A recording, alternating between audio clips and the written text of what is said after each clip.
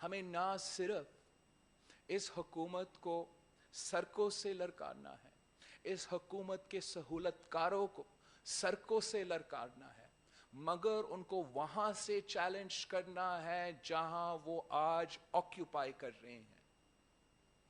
وہ آکیوپائی کر رہے ہیں پروونشل اسمبلیز کو، وہ آکیوپائی کر رہے ہیں نیشنل اسمبلی کو، وہ آکیوپائی کر رہے ہیں سینٹ آف پاکستان کو۔ آپ سب کے پاس ایکسپیرینس ہے، آپ سب جانتے ہو کہ ہم کیسے نہ صرف ان کو سڑکوں پہ چیلنج کر سکتے ہیں، مگر ہمیں اپنا ایوانوں کو آزاد کروانا پڑے گا، ان کا آکیوپیشن کو ختم کرنا پڑے گا۔ ہم اگر اپنے ایوان کو آزاد نہیں کر سکیں گے تو ہم عوام کو کیا یقین دلا سکیں گے کہ ہم ان کو آزاد کرا سکیں گے؟ یہ میرا سوچ ہے، میرا تجویز ہے۔ اب میں آپ سب سے سننا چاہوں گا، اب سب سے ایڈوائس لینا چاہوں گا، اور جو بھی یہ فورم ڈیسائیڈ کرتا ہے، جو فیصلہ یہ فورم کرتا ہے، ہم اس کے ساتھ کھڑے ہیں، اس کو کرنے کو تیار ہے، آخری دم تک لڑنے کو تیار ہے۔ ہم نے پہلے بھی قربانیاں دیے ہیں، اب ہم ان قربانیوں کا حساب لینا چاہتے ہیں۔ انشاءاللہ تعالی ہم مل کے عوام کو اس مصیبت سے، اس عذاب سے آزادی دلوا کے رہیں گے۔ آپ کا بہت شکریہ، ہمارا بہت ہی لمبا پروگرام ہے۔ میں شہباز شریف صاحب سے ریکویسٹ کروں گا کہ وہ اپنا انٹروڈکٹری ریمارکس دے دے، اور پلیز ہمیں موقع دے، میں نے ان سب کو کچھ کھانا کھلانا ہے۔ اگر کھانے کے بغیر ہم یہ ایونٹ شروع ہوتے ہیں تو شاید ایک دوسرا نتیجہ نکلے گا۔ میاں محمد شہباز شریف صاحب۔ بسم اللہ الرحمن الرحیم، بسم اللہ الرحمن الرحیم۔ جناب بلاول بھٹو زرداری صاحب، chairperson Peoples Party, chairman Peoples Party, محترم جناب مولانا فضل الرحمان صاحب،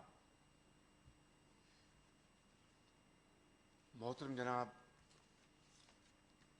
محمود خان اچکزئی صاحب، محترم جناب ڈاکٹر عبد المالک صاحب،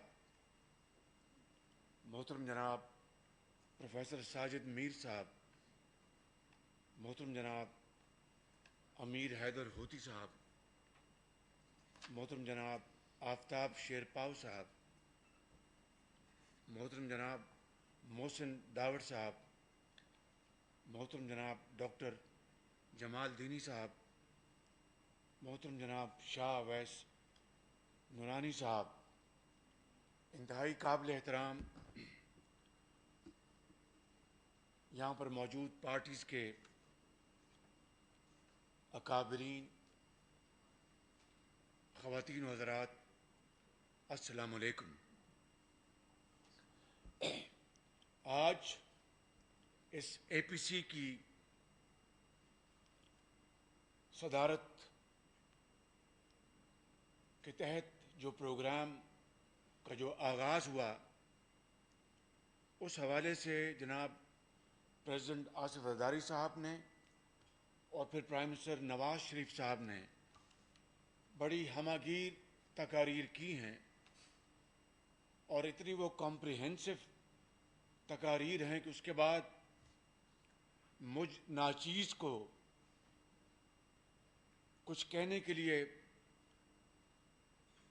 باقی نہیں رہا، لیکن یقیناً میں اختصار کے ساتھ اپنی معروضات پیش کروں گا۔ جناب قائد میاں نواز شریف نے سیاسی تاریخ کا بھرپور احاطہ کیا۔ اس ملک کے اندر جو مختلف اوقات میں حادثے ہوئے جس نے جمہوریت کو ڈیریل کیا، اور کم از کم 3 مرتبہ ڈکٹیٹرشپ نے نہ صرف جمہوریت کے اوپر کاری ضرب لگائی، بلکہ عدلیہ کا نظام اور زندگی کے ہر شعبے میں وہ تنزلی کا شکار ہو گئے.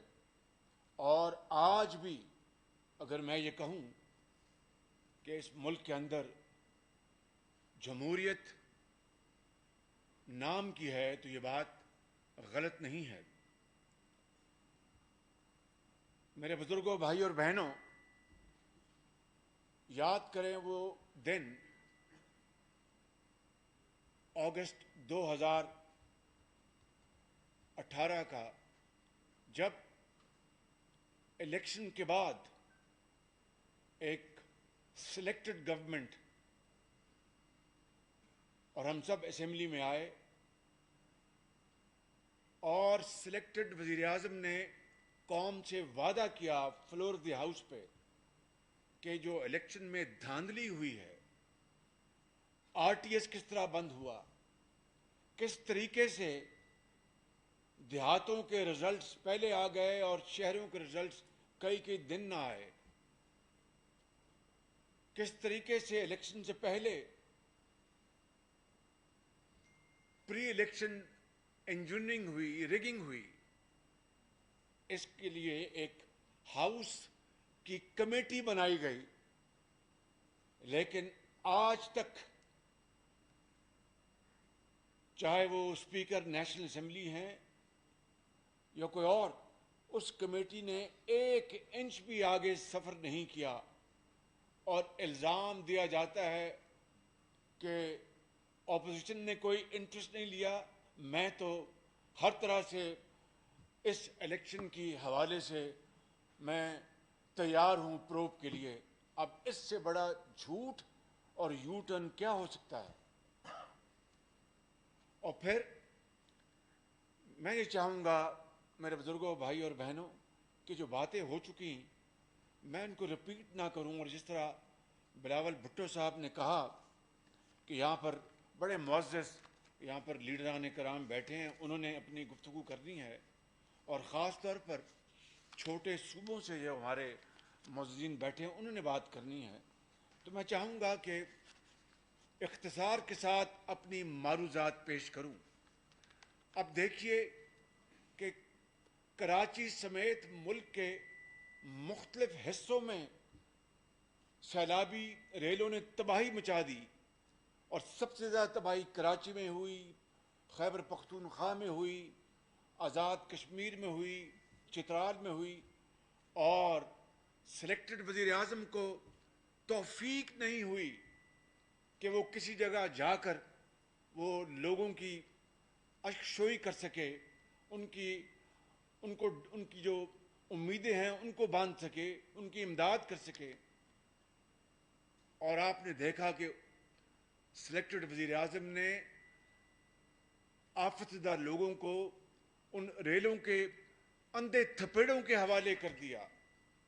اور بالآخر ایک دن کراچی جا کر ایک پنجابی میں کہتے ہیں کہ گونگلوں تو مٹی لائی. یہ ہے وہ وزیر اعظم، وہ لیڈر جس کے بارے میں 2-2.5 سال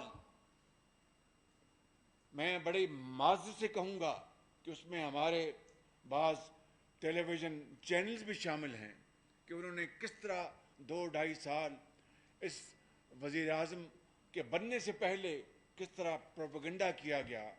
اور آپ کو پوری قوم جانتی ہے کہ 2013-14 کے دھرنے میں 6-7 مہینے اسی ڈی چوک پہ دن رات 24 گھنٹے ٹیلی ویژن چینلز نے کس طرح اس شخص کو دن رات پوری دنیا میں دکھایا جو یہ کہتا تھا کہ جو وزیر اعظم بجلی کے بل میں اضافہ کرے، سمجھ لیجئے میں وہ لفظ دہرانا نہیں چاہتا، جو حکومت اس کے زیر نگرانی ڈالر اور روپے کی جو پیرٹی ہے، اگر روپیہ گرتا ہے تو سمجھ لیے اس حکومت کا سربراہ فلاں ہے. جو حکومت گیس کے قیمت میں اضافہ کرتی ہے، سمجھ لیجئے کہ اس کا وزیر اعظم فلاں ہے. یہ دن رات پروپیگنڈا کیا گیا اور کہا گیا کہ میں مر جاؤں گا، میں IMF کے پاس نہیں جاؤں گا، میں مر جاؤں گا، میں قرضے نہیں لوں گا. اور قرضے کس طرح لیے گئے پاکستان کی ڈوبتی معیشت کو چلانے کے لیے، اس کو ساری دنیا جانتی ہے. مگر ان قرضوں کے حصول کے باوجود ان 2.5 سالوں میں یا 2.25 سالوں میں کیا ہوا کہ آج مہنگائی اپنے آسمان سے باتیں کر رہی ہے. اور یہ میں نہیں کہہ رہا، پاکستان کے جو اسٹیبلشڈ جو اکانومسٹ ہیں وہ یہ کہہ رہے، اور یہ کووڈ سے پہلے کی بات ہے.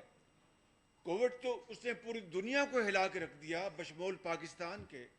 ہم اس پیریڈ کی بات نہیں کر رہے، میں پری کووڈ پیریڈ کی بات کر رہا ہوں کہ اس وقت کووڈ کے آنے سے پہلے پاکستان کی معیشت کو ایسی شدید ضرب لگی کہ کووڈ کے آنے سے پہلے جو ہماری GDP تھی 2017-18 میں 5.6 پہ، وہ کووڈ کے آنے سے پہلے 1.9 پہ پہنچ گئی تھی.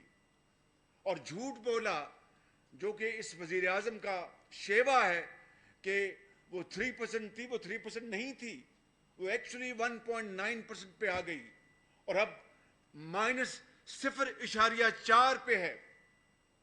40 لاکھ لوگ بے روزگار ہو چکے ہیں. اور پاکستان کی تاریخ میں پہلی مرتبہ گندم کی کٹائی کے فوراً بعد 66 لاکھ ٹن حکومت کا دعویٰ ہے کہ انہوں نے گندم پروکیور کی. آج گندم کی قیمت 73 سال کی تاریخ میں سب سے زیادہ ہے. مارکیٹ میں بتاتے ہیں کہ گندم جو فی من جو 1300 جو سرکاری قیمت تھی، اس کے مقابلے میں آج 2600 روپے یا 2800 روپے فی من ہو چکی ہے. اور اسی طریقے سے چینی جو 50 روپے تھی وہ آج 100 روپے تک پہنچ گئی. سوال یہ پیدا ہوتا ہے میرے بزرگوں، بھائی اور بہنوں، کہ 2018 کے آخر میں جب یہ حکومت آ چکی تھی جس نے پاکستان کے اندر شہد اور دودھ کی نہریں بہانی تھیں اور پاکستان کے اندر باہر سے $300 ارب لانے تھے، انہوں نے فیصلہ کیا کہ چینی کی ایکسپورٹ کی جائے. حالانکہ ایکسپورٹبل چینی کا سٹاک موجود نہیں تھا. ایکسپورٹ کرنا اور ڈالر کمانا تو بڑی عمدہ بات ہے، لیکن جب چینی تھی نہیں تو اس کو ایکسپورٹ کرنے کی اجازت کا جرم کس نے کیا؟ اور پھر سبسڈی بھی دی گئی، حالانکہ سبسڈی دینے کی چندہ ضرورت نہیں تھی. اور تیسری بات کہ جب 2018 میں ڈالر 110-15 روپے پہ تھا تو 2019 میں جب وہ 150-60 تک پہنچا تو یہ جو 40% روپے کی قیمت میں کمی ہوئی، اس کا سارا نفع ان چند چینی کے ایکسپورٹرز کو ملا جو کہ 40 ارب روپے بنتا ہے. اور پھر آپ نے یہ بھی دیکھا کہ اب چینی امپورٹ کی جا رہی ہے. پاکستان کے محدود زر مبادلہ کا استعمال اتنا کرمنل ہو رہا ہے کہ چینی پہلے آپ نے ایکسپورٹ کی اور قیمتیں بڑھا دیں اور 80 روپے پہ چلی گئی، اور آج چینی آپ لاکھوں ٹن امپورٹ کر رہے ہیں. اسی طریقے سے گندم ابھی سیزن کا آغاز ہوا ہے اور گندم امپورٹ ہو رہی ہے. یہ 73 سال میں اس طرح کی دل خراش منظر اس قوم نے نہیں دیکھا تھا. اور اس کا اصل جو تکلیف سے جو گزر رہا ہے اس قوم کا، ایک غریب بیٹا، یتیم بیٹی، بیوہ، ایک مزدور، ایک کاشتکار، ایک دہاڑی دار وہ بیچارہ اس سے پوچھے کہ زندگی اس کے اوپر کتنی تنگ ہو چکی ہے. میں یہ کہنا چاہتا ہوں کہ پھر آپ نے دیکھا کہ قرضے انہوں نے ان 2 سالوں میں اتنے قرضے لے لیے اس حکومت نے کہ پچھلے 10 سال 5 سال کے قرضے ایک طرف، 10 سال کے قرضے ایک طرف اور 2 سال میں قرضے ایک طرف. اور کیا انہوں نے قوم و ملک کے لیے کون سے پبلک ویلفیئر جو منصوبے بنائے ہیں؟ ایک نہیں. جہاں پر بھی جاتے ہیں پورے ملک میں وہ پہلے منصوبوں کے اوپر دوبارہ جا کے تختیاں لگا رہے ہیں. اور پھر جو احتساب کا عمل یہاں پر اس کے اوپر گفتگو ہوئی، میں زیادہ نہیں کہنا چاہتا. اصل میں اس ملک میں اس وقت احتساب کے نام پر اندھا انتقام ہے اور ابھی تک ان کی پیاس نہیں بجھ پا رہی کہ اگر انہوں نے احتساب کرنا ہوتا تو پہلے سب سے پہلے اپنی کابینہ میں وہ لوگ جو بیٹھے ہیں جنہوں نے اربوں خربوں کے سکینڈل میں ملوث ہیں، ادویات دیکھ لیں. کس نے ادویات کی قیمتیں بڑھائیں؟ اسی حکومت میں. اور اس وزیر کو فارغ کیوں کیا گیا کہ جناب وہ سکینڈل میں ملوث تھا؟ نہ نیب نہ ایف آئی اے. چینی سکینڈل کے کون ذمہ دار ہے؟ یہی حکومت، یہی وزیر اعظم. گندم سکینڈل کے کون ذمہ دار ہے؟ یہی وزیر اعظم، یہی حکومت. نہ نیب نہ ایف آئی اے. نیب اور ایف آئی اے یہ گٹھ جوڑ صرف اور صرف یہ اپوزیشن کے خلاف ہے اور یہ احتساب نہیں، یہ انتقام ہے. اور اس وچ ہنٹنگ کے ساتھ ساتھ اب میڈیا ہنٹنگ بھی ہو رہی ہے. میڈیا کے ساتھ جو اس وقت ناروا سلوک ہے، شاید وہ حالیہ تاریخ میں اس کی بدترین مثال نہیں ملتی. تو میں سمجھتا ہوں کہ آج یہ اے پی سی جس مقصد کے لیے آج اور پھر ہمیں کہتے ہیں کہ جناب انہوں نے اتنے قرضے لیے تو اس کا ایک ایک پائی کا حساب تو آپ دیکھ رہے ہیں. آپ نے تو قرضوں کی ایک کمیٹی بنائی ہے، کمیشن بنایا تھا. رات کے 12 بجے وزیر اعظم نے اعلان کیا تھا کہ میں نے جو مسلم لیگ نون اور پیپلز پارٹی جو قرضے لیے اس کے لیے میں نے کمیشن بنایا ہے. وہ کمیشن کی رپورٹ آ چکی ہے مگر اس میں سے نکلا کچھ نہیں اور اس کا ایک ایک پائی کا اٹ از اکاؤنٹڈ فار. یہ ہے وہ یو ٹرن کے ماسٹر وزیر اعظم کی کارکردگی جس کے لیے آج پوری قوم کی نظریں اس اے پی سی کی طرف ہیں کہ آج ہم کیا فیصلے کرتے ہیں. اور اسی طرح آپ نے دیکھا کہ جو اسکولوں میں جو بچیوں کے وظائف تھے، میں خاص طور پر جنوبی پنجاب کی بات کروں گا کہ وہاں پر بچیوں کو، قوم کی بیٹیوں کو اسکولوں میں ریٹین کرنے کے لیے ان کو وظیفے دیے جاتے تھے، وہ ختم کر دیے گئے. ہسپتالوں میں ادویات مفت تھیں، وہ ختم کر دی گئی. سی ٹی اسکین اور ایکس رے کی چارجز مفت تھے، وہ ختم کر دیے گئے. ہیپاٹائٹس کی ادویات فری تھی، وہ ختم کر دی گئی. اور پھر یہ کہتی ہیں کہ جس طرح مولانا فضل الرحمان صاحب نے ایک دفعہ کہا تھا یا کسی اور بڑے جید عالم نے کہ ریاست مدینہ کا نام لیتے وقت ڈرنا چاہیے اور احترام کرنا چاہیے کہ اس کو ہمیں سیاست میں نہیں لانا چاہیے اس عظیم پاک نام کو. مگر کیا کہیے کہ دن رات ریاست مدینہ کا نام لینے والوں کو اتنی بھی خبر نہیں کہ مدینہ میں نکلتے تھے وہاں پر کہ کوئی گھر میں کوئی بھوکا تو نہیں ہے، کوئی بھوکا تو نہیں سویا ہوا. اور رات کو گندم کی بوری اپنے کاندھوں پہ ڈال کر ان کے گھر پہنچانا، وہ ہے ریاست مدینہ کا شیوا. نہ کہ ادویات آپ نے مہنگی کر دی، ادویات کی قیمتیں جو مفت تھیں وہ آپ نے بند کر دی.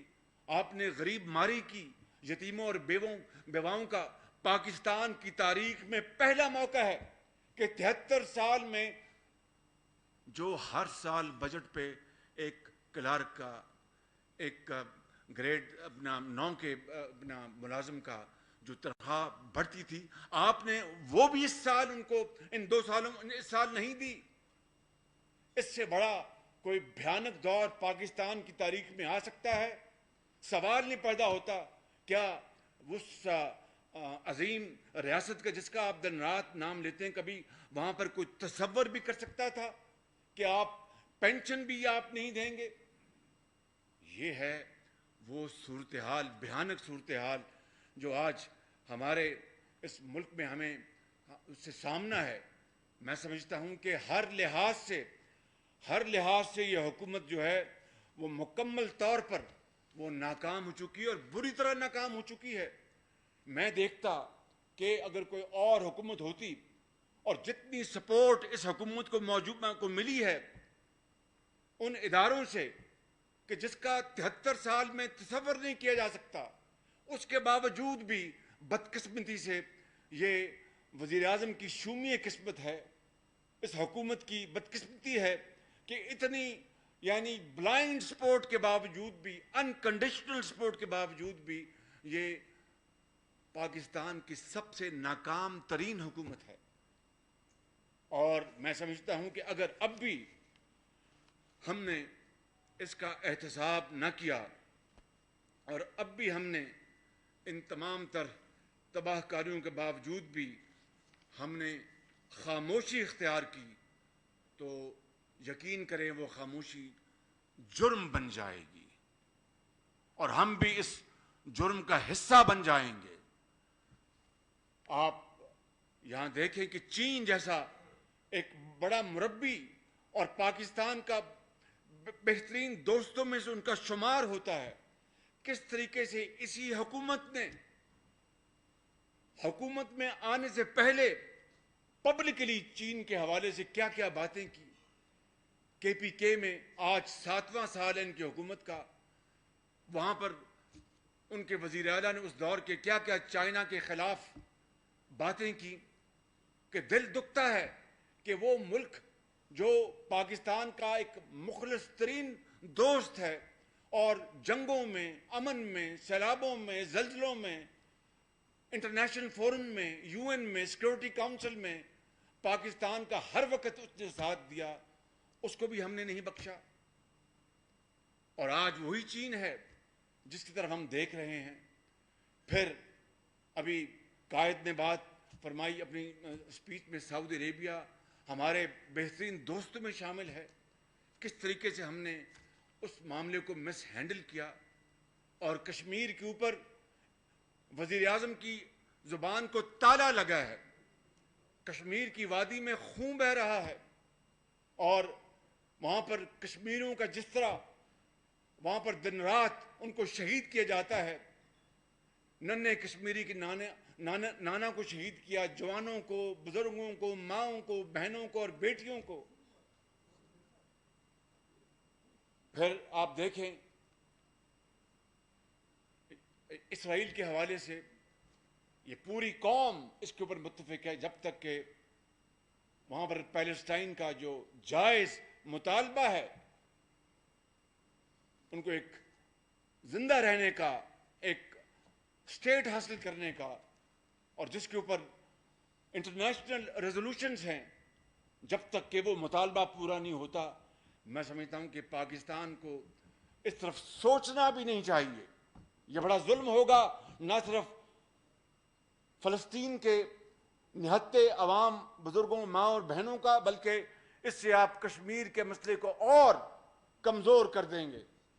مجھے یقین ہے کہ اس کے اوپر پوری قوم یکسو ہوگی اور اس کے اوپر کوئی کسی قسم کا کمپرومائز نہیں ہوگا۔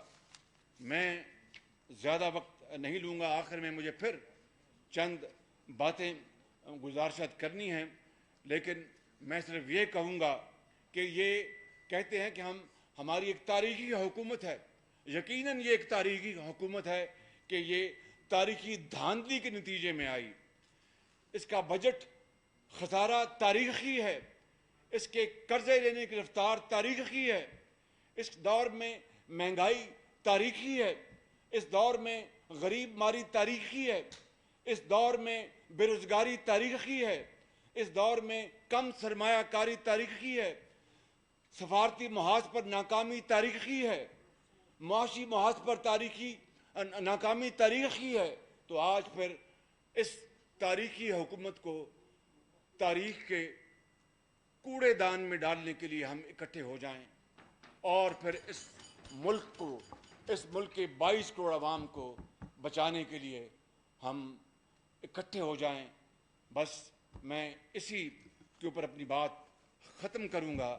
اور یہ جو شعر ہے اس کے اوپر میں ذرا عرض کرنا چاہوں گا.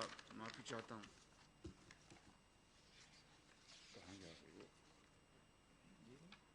جی صاحب، جی مہربانی، تھینک یو. ہو صداقت کے لیے جس دل میں مرنے کی تڑپ، ہو صداقت کے لیے جس دل میں مرنے کی تڑپ، پہلے اپنے پیکرے خاکی میں جاں پیدا کرے. پھونک ڈالے یہ زمین و آسمان مستعار، پھونک ڈالے، یہ اسمبلی مستعار ہے نا، یہ نظام مستعار ہے. پھونک ڈالے یہ زمین و آسمان مستعار، اور خاکستر سے آپ اپنا جہاں پیدا کرے.